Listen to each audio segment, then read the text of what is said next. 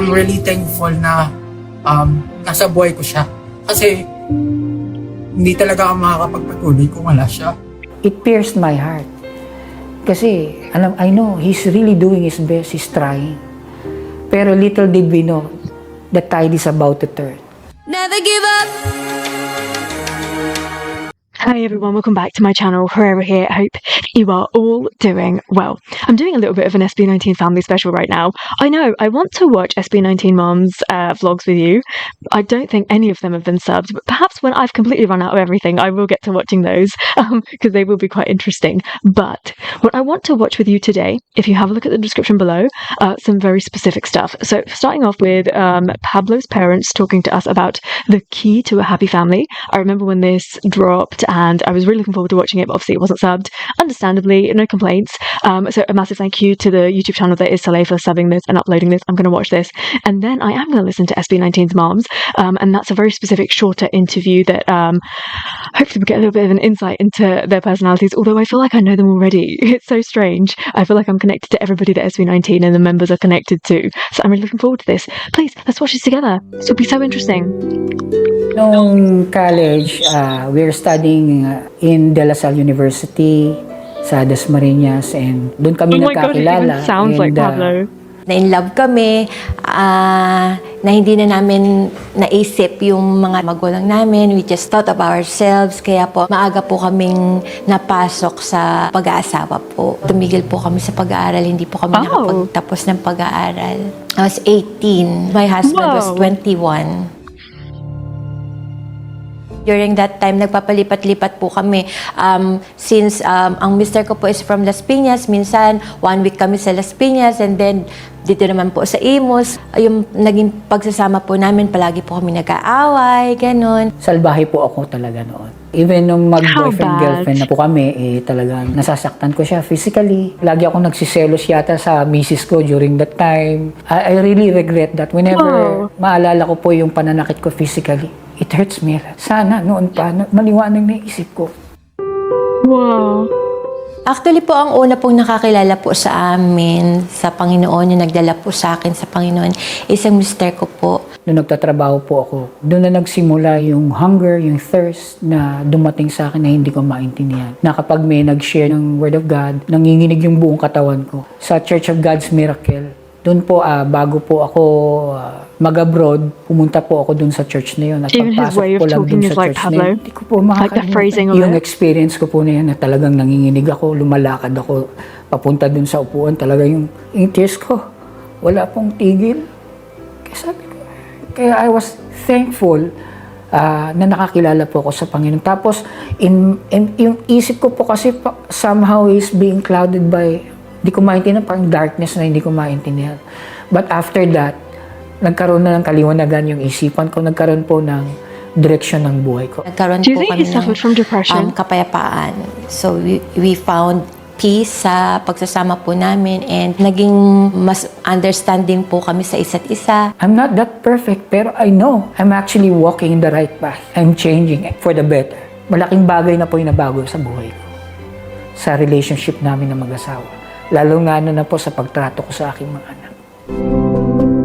Oh, this is way deeper than I was expecting it to be. Pag-aalaga po sa mga anak ko, kasi during that time, nga po meron na po akong isang anak, and then yung mister ko naman po, nagkaroon po siya ng pagkakataon na makapag-work sa abroad, so sa Saudi Arabia. 1991, I started working there for 2 years.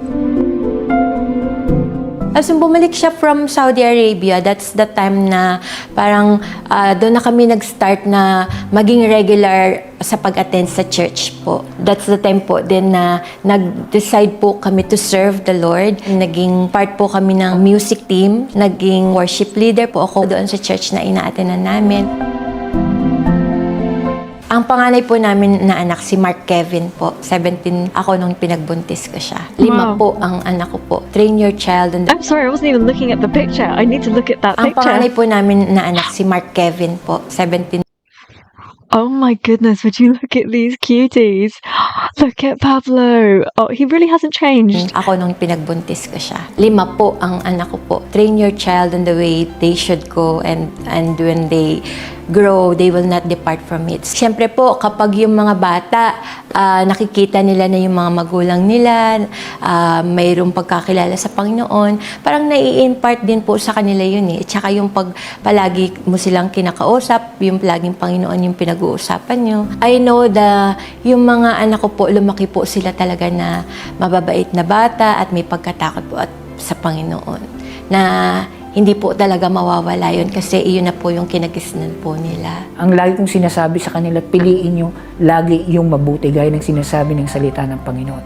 Bagamat maaaring may mga situations na di natin mapipigilan, but if you abide in the Lord, you're always on the safe side. Pag meron akong di magandang nakikita sa kanila, sinasabi ko kagad. And I always tell them that I love you. Like kung sinasabi sa mga anak ko yun na mahal ko sila. Na kung ano man yung maganda sa akin, gayahin nila.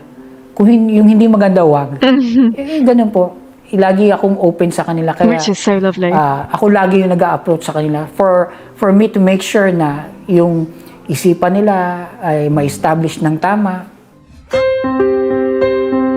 Si Pablo po pang ilan? Pangalawa po, So ilang taon po kayo? 22. When I was pregnant, nung kay Pau, kumakanta pa rin po ako sa church. Kaya din po siguro inclined talaga siya sa music kasi pinagbubuntis ko pa lang po siya. Umaawit na po ako sa Panginoon. That Panto kong makes anak so si much Josue, sense. kung narinig niyo na po yung pangalan niya po, actually katulong po siya ng aking anak na si Pablo sa pagpoproduce po ng mga music po nila.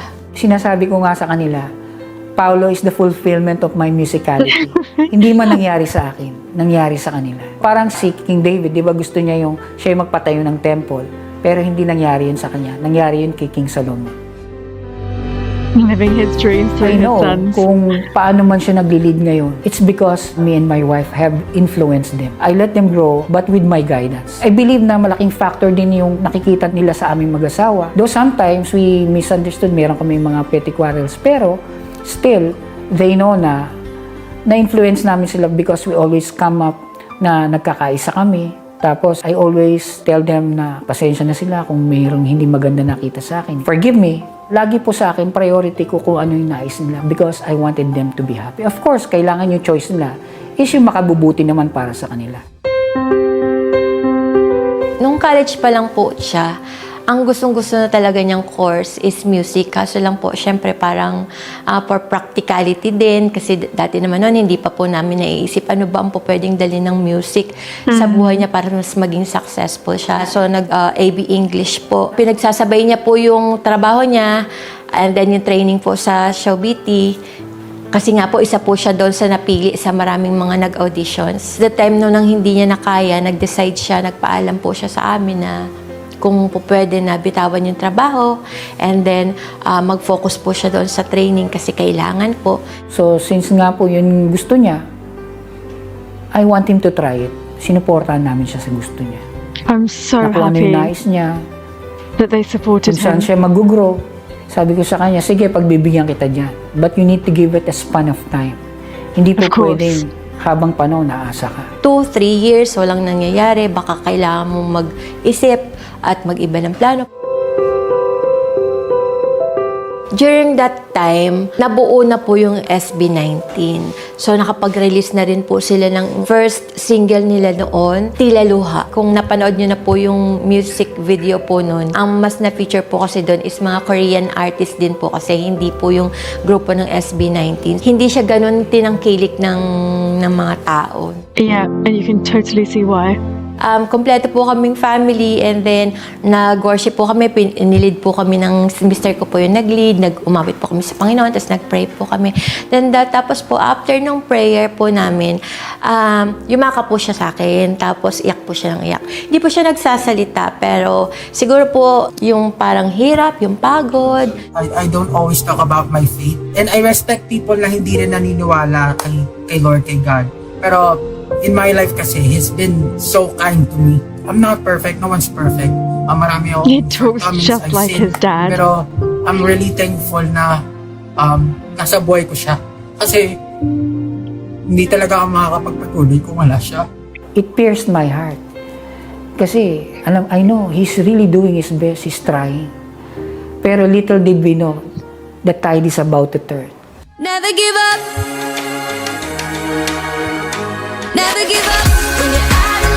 Nung may nag-share lang po sa Twitter nung dance practice, yung video po nun. And then, gulat na lang kami, nag-viral po siya.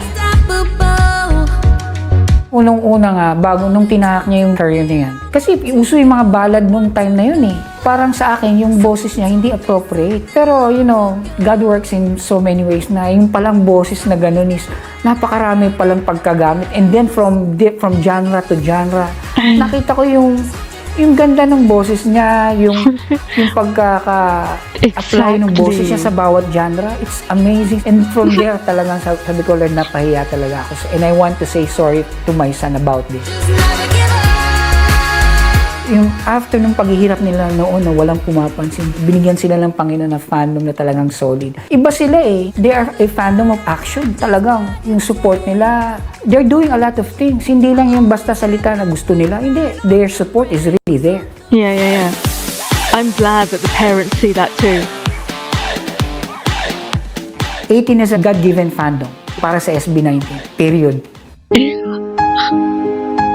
Unang-una po lagi kong pinapaalala sa kanya na yung paggawa niya ng awit na huwag lilihis sa kalooban ng Panginoon. Napansin ko po sa liham, parang ini-impart po dun na liham siya ni Lord para sa atin, na kahit na madumi ka or kahit na may mga mali ka, tatanggapin pa rin kita ng buong buo. Habang pinapakinggan ko din po talaga yon, grabe po yung tagos sa puso. Bawat lyrics po na napapakinggan ko, na-treasure ko po yung mga oras na kasama ko po sila.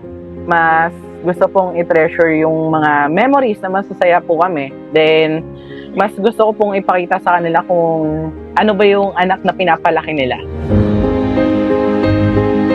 Ako po si Melanie, married po ako, tapos may 4 po akong anak. Na-impluwensyahan ako ng grupo dahil naisip ko po na parang kung sila nga kinaya nila, bakit ako hindi? Aalisin ko na po yung may pag-aalinlangan sa sarili. Palagi na lang iniisip na hindi kaya. Hindi ako pwedeng laging nasa isang tabi lang. Kailangan kong kumilos para sa pamilya ko. As a student po, na-influence nila ako to pursue my dreams at maging masipag po sa pag-aaral at unahin po yung dapat unahin. For example po, yung kay Josh, nung narinig ko po yung story niya, doon ko po na-realize na sobrang swerte ko pa rin po pala kasi po, meron po akong mga bagay na hindi po naranasan ni Josh at nagpapasalamat po ko dahil nabigay po sa akin yun ng aking mga magulang. At tinitreasure ko po yung bawat sakripisyo nila at effort nila. Nagbibigay po sila sa akin ng inspiration and motivation para po mapagpatuloy ko yung naumpisahan ko po. Pinapakita din po kasi sa akin ng SB19 na kailangan kapag may gusto ka, magpuput ka ng effort and mamahalin mo po siya. Hindi mo po siya susukuan. Isa po akong single mom at meron po akong isang anak na lalaki. Siyempre po, pag single mom, ang hirap po kasi mag-isa lang ako na magtatrabaho sa anak ko. Nung nakilala ko yung SB19, mas lalo pa po akong ginanahan sa buhay, tsaka pag sa buhay. Amazing. I hope the Sabi boys nga po, have seen choose to be this. kind ni Pablo. Siguro sa influence na rin ng kanyang mga magulang, gusto ko rin na ganun kami ng anak ko. Sa akin po, nabibigyan nila ako ng lakas ng loob para abutin lahat ng mga gusto ko sa buhay. Pangarap ko din po talaga na maging nurse. So, nung panahon po nung pandemic, nag-try po ako na mag-start ng business, then mag-work. So, nakaipon din naman po ako. Then, nakapag-school po ako ngayon. Influence din nila sa akin na magsulat ulit ng kanta. Dati, nagawa rin po ako ng kanta, pero natigil po kasi ako. Na-inspire ulit ako na magsimula ulit. Mga kanta na gagawin ko is magpapaalala na mahal tayo ni Lord. I realize that God works in so many ways. Pwede palang kumilos ang Panginoon. Hindi lamang po dito sa church, even po pala sa labas, kumikilos ang Panginoon para magligtas ng buhay ng tao. I always pray for them that they always need to keep their feet on the ground and continually, submitting to God, everything. Always seek the Lord's guidance. I think they will. Kung paano mo ipapamuhay yung buhay mo. And I know, kahit dumadating yung mga trials, kung kasama mo ang Panginoon, kaya mo mapagtagumpayan lahat. This was way deeper than I was expecting to be. Like, I thought they were going to talk to us as a couple about like their love story and how they created a beautiful family and how everything is so glossy. I just feel like the Philippines obviously is not what I'm expecting. The kind of stuff that I see on TV here in England is somewhat different, and you don't get this like kind of nuclear family either. And so a lot of this, and I've said to you time and time again, this religious element, I just don't see this on a day-to-day basis. So this is very different for me. The depth of these conversations, the depth of religion is so totally different, and to know that there are a lot of other people out there that just get it is so beautiful, honestly. I have to thank Pablo's parents for being so open. Like, some of that must have been somewhat uncomfortable to share. And I just, the guts that it takes to do that, like, especially like when you're talking about your shortcomings, I think every parent wants to say, I'm the best parent. And I've righted the wrongs that my parents did, if that even like a proper saying. But you know what I mean? Like, as in, like, you were obviously brought up in a certain way, and you're like, this is not what I want to do with my own family, or this is what I want to do with my own family. And when you have that opportunity, you take it, right? You make it your own. And I think that they definitely did that. And this like God-centered family that they have created has just gone on to become so successful. And it extends, doesn't it? They attract people like that as well. And I think, you can see that there's a real core to SB19 that starts from their beliefs, whether that is a practicing person or a practicing family or not. I think even having that belief to begin with and having something that you can always come back to is something in itself. And they spoke really beautifully about everything. Actually, I really wasn't expecting to know them so deeply. And it really just says everything about Pablo and his songwriting skills and who he is as a person, because if these are the two people that created that family, then no wonder the kids ended up the way that they did. You definitely are a product of your family and your environment, and people take it too lightly. I think people are like, they throw away a lot of stuff. And to be able to admit as a parent that you made mistakes, like, obviously you should always be very kind to your parents. They don't know what they're doing. It's their first time having kids, having a family, and you don't know until you get in that situation what you're going to be like. So you should always show kindness to your parents. But for your parents to show kindness to you is not really, I guess, like, some people express it in a better way. And to hear that from his parents, that they say, like, look at my experiences, I am wrong in this situation and I will apologize. People don't get that in their day-to-day life. You don't get that ownership from your elders. Like, I've definitely grown up in a society where you wouldn't even dare speak up to your elders because they are always right, full stop. Even if they're not right, they're right. And this is where it's changed with me and my family, because I come from a family of, like, who didn't go to university, who didn't study. So, like, me and my brother are the first in our family to have gone on and studied and come out with degrees and jobs, etc., in this kind of fashion. So there's a distance, there's a difference between that upbringing and that thinking and our upbringing and our thinking. And so often we clash. But what unites us? Our beliefs, our core values, how we grew up. It's a lot of food for thought. I just really want to get to know all the families now. So now I'm going to move on to the next video that I've got, and this is SB19 Moms, and I'm hoping it's going to be a little bit lighter than this. Isang SLMTO salamat ang ipinaabot ng SB19 sa kanilang 18. Kung may number 1 fan daw ang ating mahalima, ito'y walang iba kundi ang kanilang mapa o mama at papa. May I present Mami Algin, ang mami ni JOSHCULLEN, Mami Gemma na mami ni Justin, si Mami Grace, ang mami ni Pablo, at si Mami Maylin na mami ni Coach Stel. Global artist na po yung mga anak ninyo. Congratulations. Inasahan nyo po ba na magiging ganito kalayo yung mararating nila? Actually, hindi po namin in-expect, pero we are praying for this to happen. So siguro po, ako po kasi naniniwala ako na this is a blessing from the Lord and this is a divine calling for them. What we only thought was, yung ano lang, simple lang, marating nila yung dito, pero internationally acclaimed na sila ngayon. Oh, they thought that? Wow. It's really a wow for us. So, tama naman si Grace din. It's always a prayer for us para maabot nila yung where they are now. And thank you talaga sa 18 for this. Because they are the ones who made this happen for the boys. Ano ba yung mga nakita ninyo o nasaksihan ninyo o nakwento sa inyo ng mga struggles and challenges na pinagdaanan po nila? When Josh walked from Galleria up to our house, so may bunga Pasig. I mean, ganun siya magtipid. Kahit may pera siya, gagamitin niya yung for the next day. And yung sapatos niya, nagsasalita na. Bumubuka na, pero he doesn't really care. Actually, hindi po talaga siya magkwento. Hindi sila sasabi ng mga struggles nila, pero bilang parents, siguro, alam naman namin yun. Gagawin ko, lagi ko siyang ipagbabaon ng pagkain. Tapos, may mga pagkakataon na pag sinisilip ko yung wallet niya, wala naman, sinisingitan ng pera, parang gano'n. And then, yun nga, through It must be really difficult to see your children struggle like that for their dream. Sama-sama kaming family na nag-worship kami na nag-pray. After nung prayer namin, talagang yumakap siya sa akin, tapos sumagulgol siya. Hindi siya nagsasalita, pero mararamdaman mo yung bigat na dinadala niya. Kasi I think that's never going to go away. I still feel that from him sometimes. Pero parang hindi pa nila makuha or parang ang layo pa para maabot yung mga pangarap. Ang prayer na lang is, Lord, kahit hindi na po sa akin as parent, sabi ko, sa prayers ko, kahit na lang po para sa anak ko, kahit na lang po para sa pangarap niya, ibigay niyo na po. Kasi nakikita ko na po yung struggle. Tapos sumabay pa si pandemic. Kaya yun. Bilang mga nanay, sila rin ang unang nakararamdam ng sakit kapag nakatatanggap ng bashing ang grupo.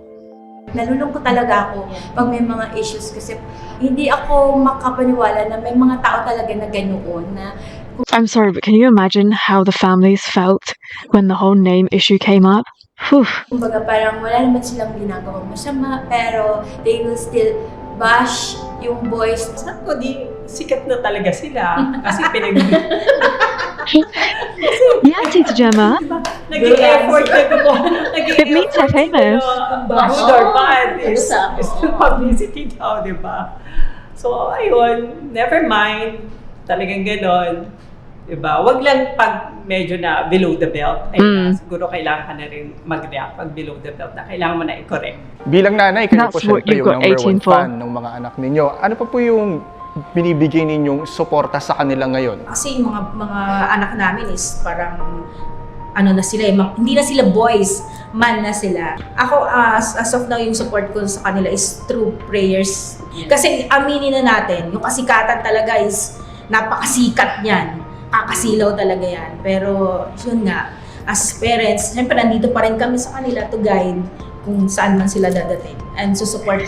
This is the other difference that I'm really noticing, that obviously even though these boys are like 25 years plus, they still revert back to their families for help and guidance. I think I'd get that with Western artists for emotional support, and of course you will always love your family, but I feel like the West detach themselves from their families a lot quicker, and I feel like I relate to this as in like being an Asian, that I'll never be able to, I'm never going to stop being my mum's baby, you know, like no matter how old I get, I think she's never going to let me go, and she'll always correct me on my mistakes, and she'll always guide me back to the right path.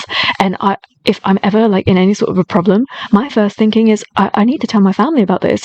Like, what can they do to help me? Because they'll always be the voice of reason. They'll always calm me down, and they'll always make me feel better, even if it's like the worst case scenario. And this is the other relation that I have right here, because I guess like even when I was going to school, I remember, so I at the age of like 15, I think 14, 15, my mum would be starting work, I would be going to school, and I lived in walking distance to my school. And this is like a really silly example, right? But we'd walk up together, and we'd get to a certain point, she'd go one way to go to work, I'd go the other way to walk to school. And I used to get bullied a lot for that.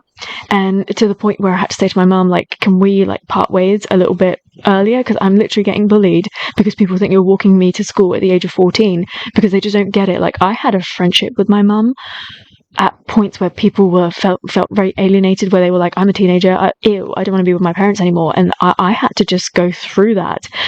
So I think that our relationships with our family and with our parents is totally different. Like, and what happened here anyway, is that a lot of people my age, they would argue with their parents, and then in their early 20s they'd revert back and be like, I'm best friends with my parents and I do this with my parents, and I'd be like, I did that all along. Like, I never once strayed away from that. Like, this is the difference between my relationship, my upbringing, my thinking, my values, in comparison to them. Like, I'm always going to be different. I never freaking fit in anywhere.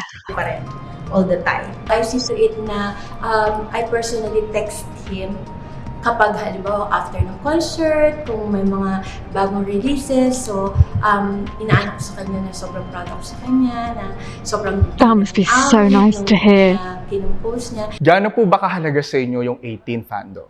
Super halaga. Yun nga, nagnanalo, di ba? Sila nanalo. Grabe, overwhelming ang nararamdaman naming pasasalamat. Siyempre, we are thankful and grateful po sa buhay ng mga 18 kasi kung hindi naman dahil sa kanila, wala rin yung boys kung nasaan sila ngayon. 18 is already a family sa amin. Party na sila ng family. Tama yung sabi niya. Kasi all ages to eh. Shoutout sa inyo. Yeah. Kaya namin tinanggap ang interview ng Brigada kasi para to sa inyo. Para makapagsabi sa inyo, mula sa aming puso, maraming salamat. Thank you, 18. Thank you, 18. Para pasalamatan din ng 18, naisipan ng mommies na magkaroon na rin ng vlogs. Ano yan yun? Parang katuwaan lang. Katuwaan Birthday lang. ni Gemma yun eh. We are SB19 Momshie! Mag-ano kaya tayo, mag-video. Na parang dun sa umpisa yun, shoshotain, jojowain. Parang dun lang yun nag-umpisa.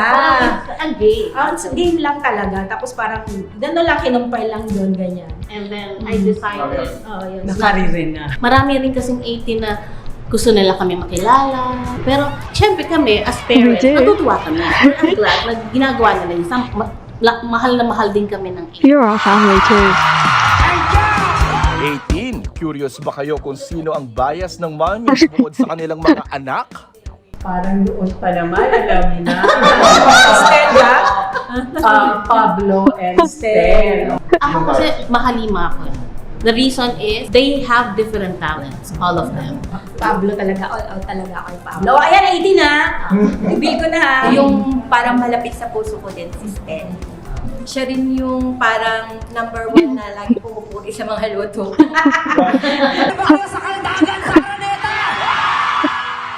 Ang kinang at tagumpay ng SB19 mas pinatatatag ng mga taong tunay na nagmamahal sa kanila dahil sa todo nilang suporta. Ako si Jonathan Andal, kasama sa iisang Brigada. That is so nice to hear from them. I think, yeah, it's really important because, like, who made those boys? It's really important to hear from the families, and I'm really glad that SB19 Moms have their own channel and they've got their own thing going on, because why not? Like, we definitely want to hear from them and, like, all out supporting them as well. And if they want to go out and do more ventures, then you know that 18 will be there supporting them, and we're definitely all a part of the same family. And not only are their boys going out and about constantly and consistently loving on 18 and naming everyone and saying, you know, how appreciative they are of the support, their families do it too. Just so beautiful. I've never once found myself in a situation like this. It's a really strange feeling, but it also feels like home. Do talk to me about everything I included here. This is turning into a really soppy Friday, and so I need to go and find some really outrageous stuff to watch or listen to. Can't wait to hear what you have to say about everything I included here, and thank you so much for watching it with me. I hope that you had fun. And until I see you next time, take care. Stay safe. Bye.